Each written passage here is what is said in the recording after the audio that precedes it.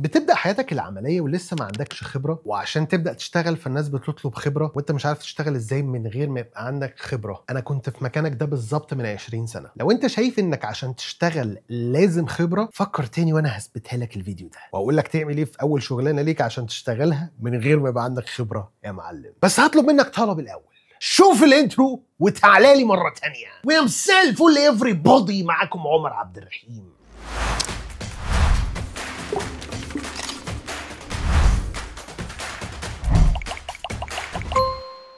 اهلا وسهلا بيكم يا شباب ويا بنات في فيديو جديد. في اول تجربه في حياتي لما جيت ادور على شغل من غير ما يبقى عندي خبره خالص، كنت داخل خايف، مش عشان بس ما عنديش ثقه في نفسي، لان انا اصلا مش فاهم نفسي. يعني انا مش عارف انا كويس في ايه وحلو في ايه، لان انا ما جربتش. فكنت متوتر، مش عارف ابدا منين، مش عارف اسال مين، مش عارف اطلب شغل ازاي. كل الناس اللي حواليا بتتكلم عن واسطه ولازم خبره وسيره ذاتيه، وحسيت ان الليله بتكبر قوي وانا مش عارف اعمل ايه وتايه كده. بس بيني وبينك انا اللي فرق معايا قوي ان انا عودت نفسي على جمله واحده بس: طب ما تجرب يا اخي، انت خسران حاجه؟ والله بكلمك بجد، ده فعلا اللي فرق معايا. طب ما تجرب يا عمر، انت خسران ايه؟ لدرجه ان انا لما كنت باجي اعرض على ناس ان انا اشتغل عندهم، كان يجي يقول لي بتعرف تعمل كذا؟ اقول له اه بعرف، مع ان انا ما اعرفش ايه دي اصلا ولا بتتعمل ازاي. بس كان عندي حاجه حلوه بقى، searching skills، او بمعنى صح research skills. يعني بقعد ادور وافر جدا الانترنت كله عشان اقدر اعرف ده بيتعمل ازاي. وكان في وقت الانترنت مش كل الناس بتستخدمه، فده اللي كان مميزني شويه. انت لو ما عندكش خبره او عندك خبره بسيطه ومش عارف تعمل ايه، او بتتوتر مجرد ما تسمع كلمه انترفيو، او فاكر ان الشغل واسطه بس، او بتفضل تاجل عشان حاسس نفسك مش جاهز، انا هقول لك تعمل ايه، لان انا كنت مكانك بالظبط، وهقول لك اللي انا عملته بشكل عملي واللي انت محتاج تعمله. خليني اقول لك ان في نوعين من الشركات او الاماكن اللي ممكن تقبلك حتى لو ما عندكش خبره. الاماكن الجديده او الشركات الجديده اللي لسه بتبدا، عايزين يوفروا في الفلوس، لانهم لو طلبوا ناس عندهم خبره هياخدوا فلوس اكتر، وده طبعا بيعتمد على راس المال اللي هيبداوا بيه. ولكن دي الفكره العامه بشكل عام. النوع الثاني من الناس اللي بيعمل لك انترفيو بيشوف فيك بوتنشال، اللي هي بذره هتطرح قدام حاجه حلوه قوي، وبيقتنع بيك انت كشخص. وده حصل معايا تقريبا في كل الشغلانات اللي انا اشتغلتها، وبشوفه كل يوم في التيم بتاعي في جيت واي انجلش كوميونتي. معظم الناس اللي اشتغلت في جيت واي انجلش كوميونتي كانت ناس ما عندهاش خبره، بس شفنا فيهم بوتنشال، شفنا فيهم حاجه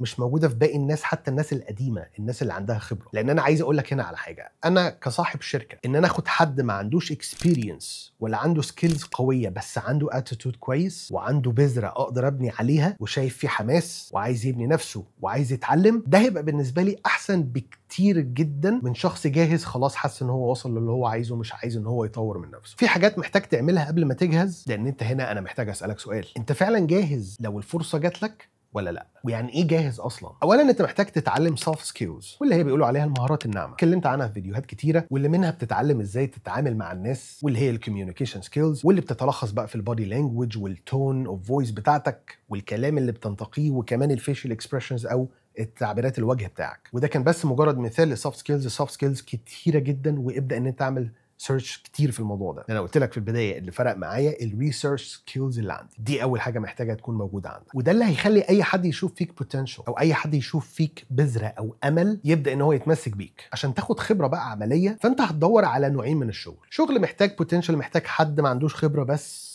ممكن يبدا ويتعلم، او العمل التطوعي. لان العمل التطوعي غالبا في معظم الوقت 90% من الوقت ما بيتطلبش خبره، لانك بتشتغل بدون مقابل، فانت بتعلم المكان وبتفيده، وهو المكان بيعلمك وبيفيدك، بس انت فايدتك بتبقى اكتر من المكان. ففي اول تجربه ليك انت بتعود نفسك على الديسيبلين، لان دي اول حاجه بتميز اي موظف شاطر، واللي هي الانضباط. بتعلم نفسك السوفت سكيلز درب نفسك عليها، مش مجرد انك بتتعلمها. تتعلم ازاي بتتعامل مع الناس في الشغل، ازاي اتعامل مع مديري، ازاي اظهر شغلي. كل ده انت بتاخده وبتجربه في اول تجربه ليك. في اول شغلانات ليا في حياتي كنت بكتب نوتس كتيره على الحاجات اللي بتقابلني في الشغل، واشوف انا عملت ايه غلط وابتدي ان انا اصلحه، ولو مش عارف اصلحه ازاي بسال مديري او المسؤول عني في الشغل. كنت بسال كتير قوي، وكنت بسمع اكتر ما بتكلم. محتاج تكون شخص عنده اتيتيود كويس او اسلوبه كويس ورؤيته للامور. لما بيجي ياخد تاسك، لما بيعمل حاجه غلط والمدير بتاعه بيبتدي ان هو يعدل، الرياكشن بتاعه بيبقى عامل ازاي، الديسيبلين او الانضباط بتاعه، ملتزم بكلمته ولا لا. كل دي حاجات ونقط، وكمان في منها اكتر بكتير،